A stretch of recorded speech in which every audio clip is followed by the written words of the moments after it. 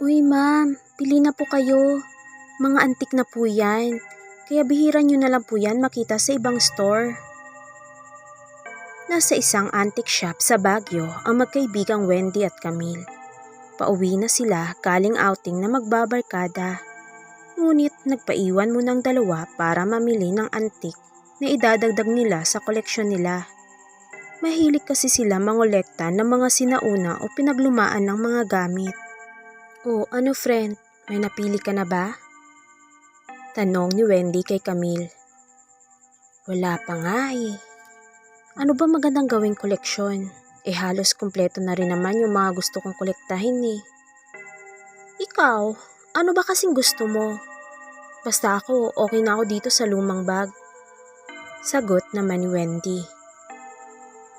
"Gusto ko sana kahit ballpen eh.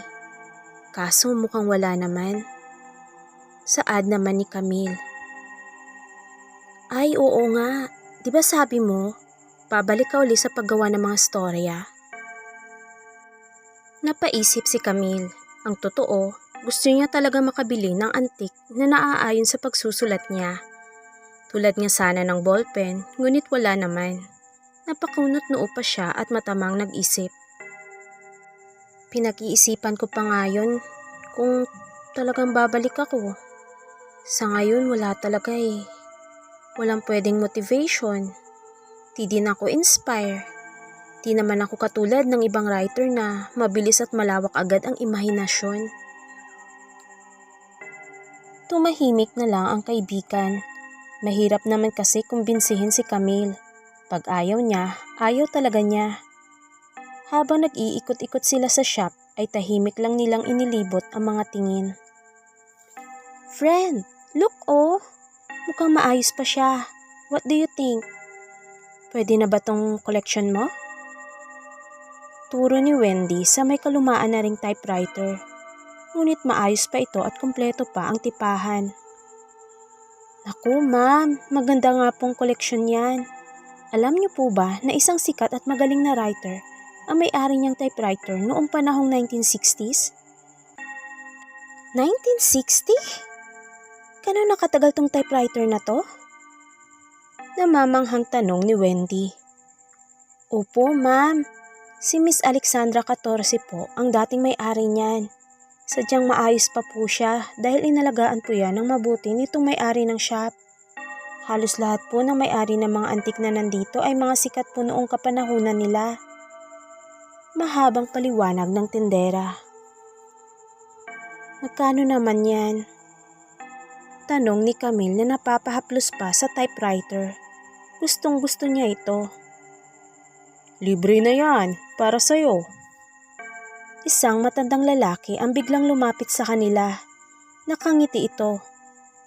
"Ako nga pala si Mr. Santiago, ang may-ari nitong shop. Mukhang maaalagaan mo naman yan ng maayos, kahit ibibigay ko na sa'yo yan. Bilang souvenir na rin galing sa shop na to."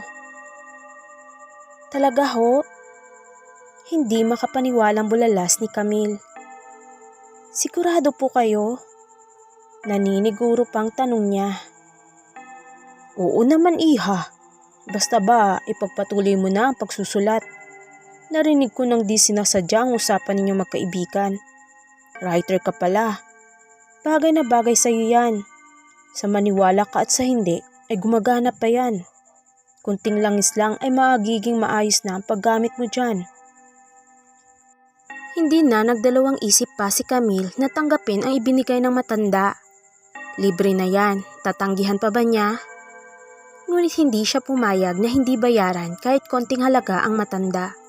Naniniwala kasi siya na anumang maliit na bagay na ibibigay sa'yo ay kailangan mo itong bayaran kahit piso.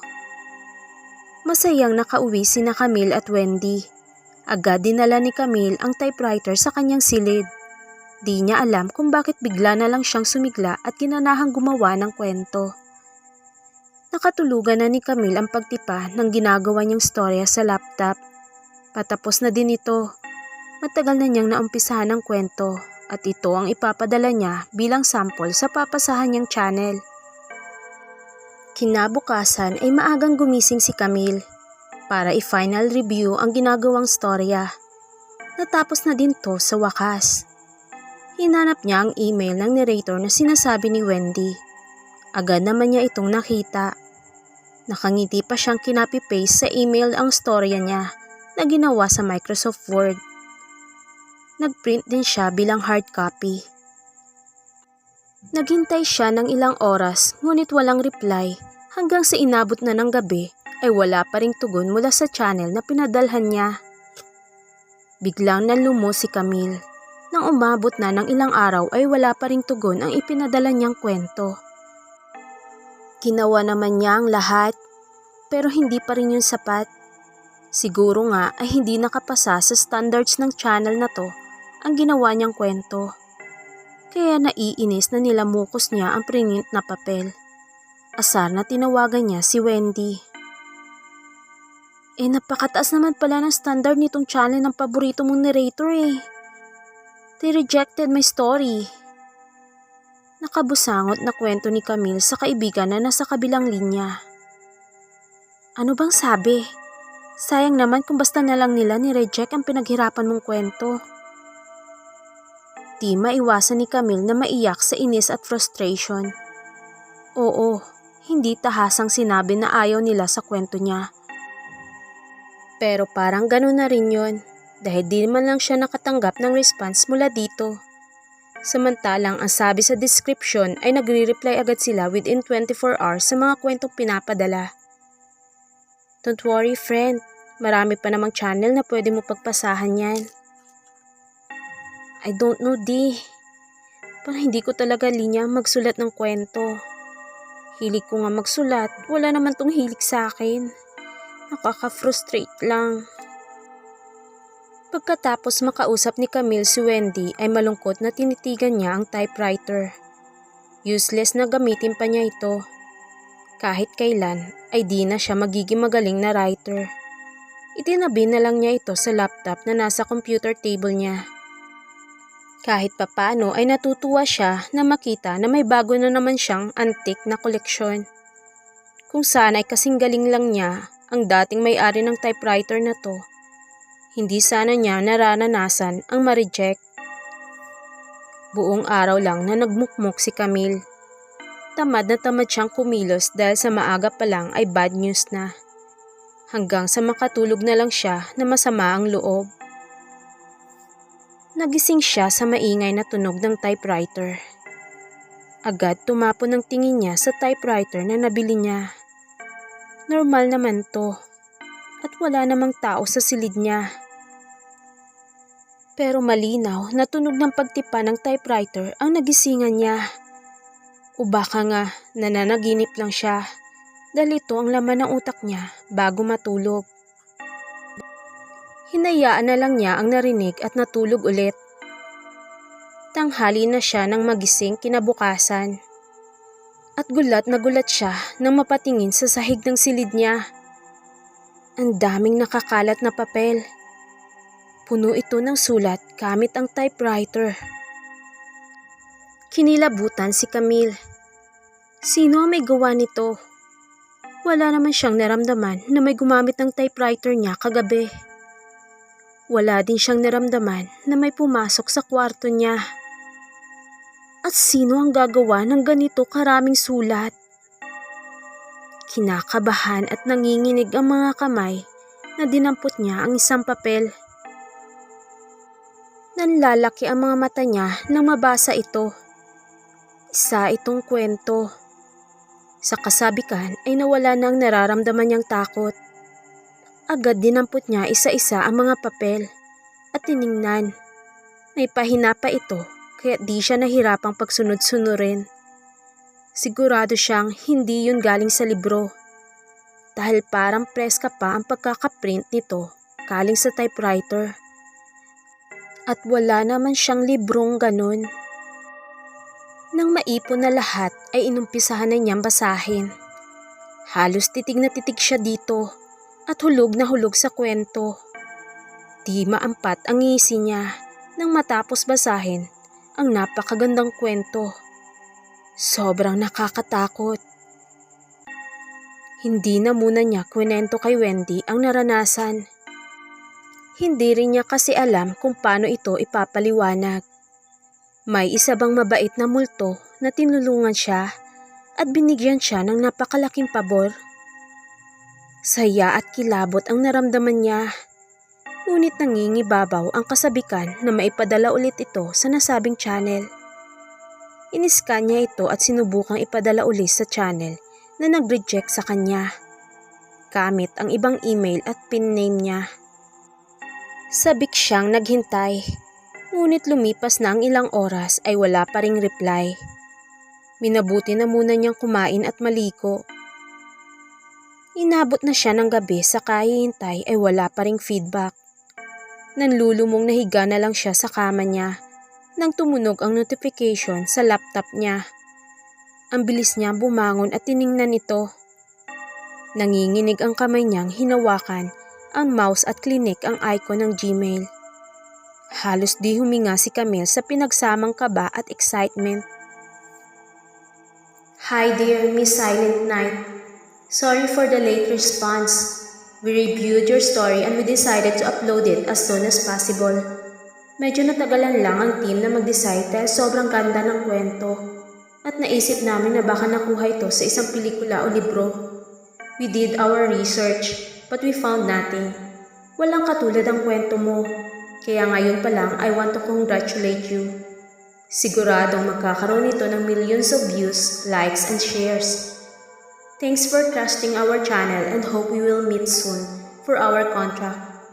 Just for Fright TV. Nakahinga ng maluwag si Camille at impit na nagtitili. Sobrang saya niya dahil sa wakas ay may storya na siyang maa-upload sa isang channel. Halos hindi siya makatulog ng gabing yun. Panay titig niya sa typewriter at lihim na nagpapasalamat. Kung anumang hiwaga meron ito ay laking tulong nito sa pangarap niyang maging isang sikat na writer.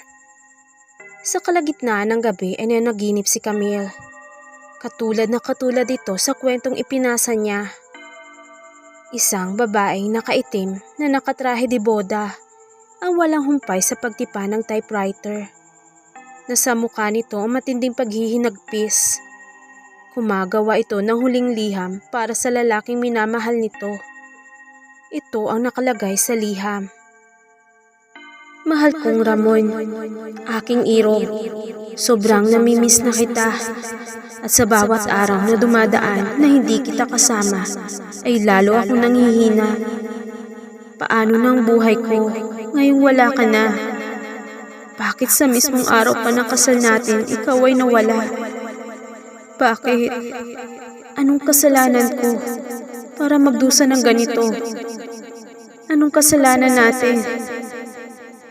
Bakit nila tayo pinapahirapan? Bakit tayo itinakwil ng mundo? Nakita niyang napatigil ang babae at biglang lumingon sa kinaroroonan niya.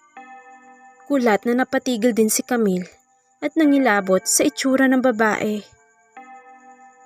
Naaagnas na ang itsura nito at halos kita na ang bungo. Napanganga siya at di na nakakilos pa. Kitang-kita niya ang unti-unting pagtayo nito.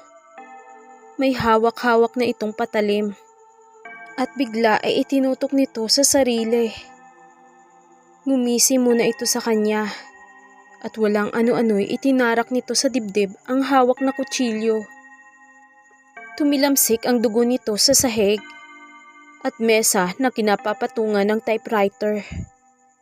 Pati ang sulat na gawa niya ay nabahira na rin ng dugo. Habang unti-unti itong natutumba dahil sa tinamong sugat, ay nakatitig pa rin ito sa kanya. Sa nanlilisik na mga mata nito, umiiyak ito habang binibitiwan ang mga katagang, "Mamamatay ka rin, katulad ko! Mamamatay ka din!" Napabalikwas ng bangon si Camille. Hapong-hapo. Ano ang ibig sabihin ng panaginip niyang yun? Napailing-iling siya at pilit iwinawaksi sa isip ang napanaginipan. Kung totoo nga yun ay sadyang nakakapangilabot talaga ang itsura ng babae. Itim pa kasi ang suot nitong trahe de boda. Tinungo niya ang kusina upang kumuha ng tubig na maiinom. Napatawa pa siya ng bahagya nang maisip na ganun pala ang impact sa kanya ng kwento. Na ultimo sa panaginip niya ay nadala pa rin niya ito. Sadyang kakaiba ito sa mga kwentong napanood at napakinggan na niya. Para itong makatotohanan. Parang kinuhang istorya sa mismong karanasan ng babaeng karakter. Hindi na siya makatulog. Pabalik na siya sa kanyang silid nang marinig ang pagtipa ng lumang typewriter. Mahina pa niyang sinampal ang sarili dahil baka nananaginip pa rin siya. Ngunit ramdam niya ang paglapat ng kamay niya sa pisngi niya. Agad nagsipagtaasan ang balahibo niya sa katawan. Sino ang nasa loob ng silid niya ngayon? Mag-isa lang niya sa bahay. Sino ang pangahas na gumagamit ng typewriter niya? Dahan-dahan ay dinampot niya ang nakitang flower vase. Ihahampas niya ito sa taong nasa loob ng silid niya. Dahan-dahan siyang naglakad papalapit sa nakabukas na pinto. Unti-unti niyang sinisilip ang nasa loob. Nang makita ay para siyang tatakasan ng bait. Namanhid ang buong katawan niya. Luwang-luwa ang mga mata niyang nakatitig dito. Hindi siya makakilos at lalong hindi makapagsalita. Ang babae sa panaginip niya. Ngayon ay sa mismong harapan na niya. Ito ang nagtitipa sa typewriter na koleksyon niya. At lalo siyang nangilapot nang unti-unti tumingin ito sa kanya na nakangisi. Tuguan ang mukha nito na naaagnas na. Nakabelong itim at itim ding trahe de boda. Tumayo ito at ang bilis na nakalapit sa kanya. Ngayon ay dangkal na lang ang pagitan ng mga mukha nila. Dahan-dahang umangat ang kamay nito at humaplos sa pisngi niya. Sa nandidilat niyang mga mata at nakabukang bibig ay unti-unti nitong inilapat ang mukha. Ang manigas sa kinatatayuan na lang ang tanging nagawa ni Camille. Naunahan na siya ng takot kaya't hindi na siya makakilos pa. Naramdaman na lang niyang parang may hinihigop ang babae sa bibig niyang nakabuka. Unti-unti siyang nanghihina at nakaramdam na rin siya ng panlalamig. Tulalang binitawan siya ng babae at ngumisi na nakakakilabot. Nang tanggalin ng babae ang pagkakahawak sa pisngi niya ay para siyang gulaman na bigla na lang nanlambot. Bumagsak siya sa sahig at nawala ng malay. Paggising niya ay tuloy-tuloy siya sa kusina. Tinampot ang kutsilyo at tinungo ang labasan. Mag-aalas 5 pa lang ng umaga. Wala pa gaanong tao ngunit makikita mo ang babaeng parang baliw na naglalakad na nakapaa. Dire-diretso lang ito sa paglalakad. Hanggang sa nasa harapan na siya ng may kalakihan ding gusali. Tumingala siya dito at nabasa ang pangalang nakalagay sa nasabing gusali. Just for Fright TV. Napangisi siya tuloy-tuloy na pumasok. Hinarangan siya ng guard ngunit agad niya itong itinulak na ikinatumba nito. Mabilis niyang tinungo ang silid kung saan nagaganap ang paglalahad ng mga kwento. Doon niya nakita ang ilang mga empleyado. Maaaring ito ang mga staff na nakatanggap ng kanyang kwento. Parang may sariling isip na umangat ang kanyang kamay na may dalang kutsilyo. Agad sinaksak ang babaeng nakatalikod. Hindi pansin ang biglaang paglapit niya. Nang masigurong wala na itong buhay, ay kusa na naman siyang dinala ng kamay na nakaangat na may hawak na kutsilyo sa isang babaeng nakaupo at nakaharap sa laptop. Walang awang sinaksak niya ito. Sumunod na naman niyang tinungo ang mismong studio kung nasaan ang narrator. May kasama pa ito na may hawak ng script. Walang pakundangan niyang binuksan ang pinto at sinugod ang babaeng may hawak ng papel. At ang huli ay ang narrator ng nasabing channel. Tama si Wendy. Gwapo nga ito. Ngunit hindi ito makakaligtas sa sumpa. Sumpa na kung sino man ang makakabasa ng kanyang kwento ay mamamatay. Isang saksak sa leeg ang kumitil sa buhay ng lalaki. Nang masigurong patay na ang lahat ng nakakaalam ng kanyang kwento, ay humarap siya sa salamin ng studio. Nakangisi siya sa refleksyon, habang ang refleksyon niya ay umiiyak at nagmamakaawa. Nakakulong na si Camille sa katauhan niya at di nito alam kung makakawala pa siya. Akala mo ligtas ka? Kausap niya sa refleksyon na patuloy sa pag-iyak. Alam mo bang ikaw ang sumunod na sumalos sa isang sumpa? Hindi lang ang kwento ng gawa sa typewriter na to ang isinumpa.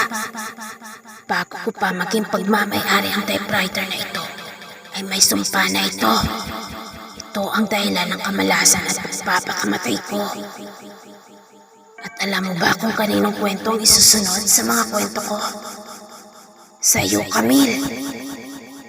Pareho lang tayong pinaglaruan ng demonyo. Demonyo ang nagmamay-ari ng typewriter na ito. At kung sino man ang tumanggap nito, ay pagmamay-ari na niya ang kaluluwa nito. At hindi ka na makakawala doon.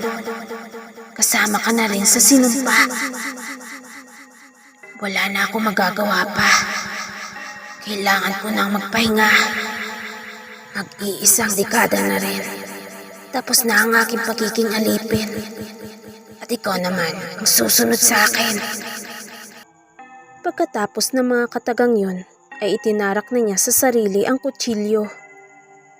Nanghihina na lang na napadaos-dos si Camille. Bakas pa rin ang mga luha sa refleksyon niya sa salamin. Napapangiting nakatitig si Mang Santiago sa typewriter na ngayon ay nasa antique shop na niya. Sigurado siyang madami-dami na naman ang nabiktima nito. Madadagdagan na naman ang koleksyon niyang kaluluwa. Isang nakakapangilabot na tawa ang pinakawalan niya bago nagbitaw ng salitang, Hanggat may nakukolektang kaluluwa ang aking mga koleksyong isinumpa, ay magkakaroon ako ng pag-asang mabubuhay pa ang pinakamamahal kong si Marcela. Ibinalot niya ang typewriter ng itim na tela at isinilid sa napakalaking baol na puno ng iba't ibang klaseng antik na koleksyon.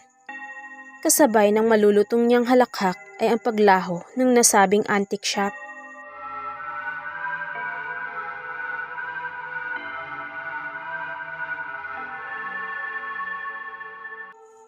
Ma'am, sir, pili na po kayo. Marami po kaming binibenta mga antik para sa koleksyon nyo. Saad ng nakangiting tindera. Meron po ba kayong lumang typewriter? Tanong ng lalaki na nagniningning ang mga matang inilibot sa buong antique shop. Opo, meron po. Sa maniwala po kayo at sa hindi, panahong 60s pa po yun, ngunit maayos pa rin itong nagagamit. Pagmamay-ari pa po yun ng sikat na manunulat, si Miss Marcela Santiago. Sige po, kukunin ko na. Sagot ng lalaki. Habang sa isang sulok ay lihim namang napangisi si Mang Santiago. Lubos namang nanlumo ang kaluluwa ni Camille na nakakulong dun sa typewriter. Maliban sa may mabibiktima na naman ito, ay tiyak kung gaano karami ang makakaalam ng kwento kung paano siya namatay ay mamamatay din. At tuluyan na makukuha ng demonyong ito ang kaluluwa niya. Makaligtas man siya sa sumpang pagpatay, ay di rin siya makakaligtas sa kaluluwang koleksyon ni Mr. Santiago. Hindi ka makakaligtas sa sumpa ng typewriter. Mamamatay ka rin katulad ko. Anang tinig ni Camille.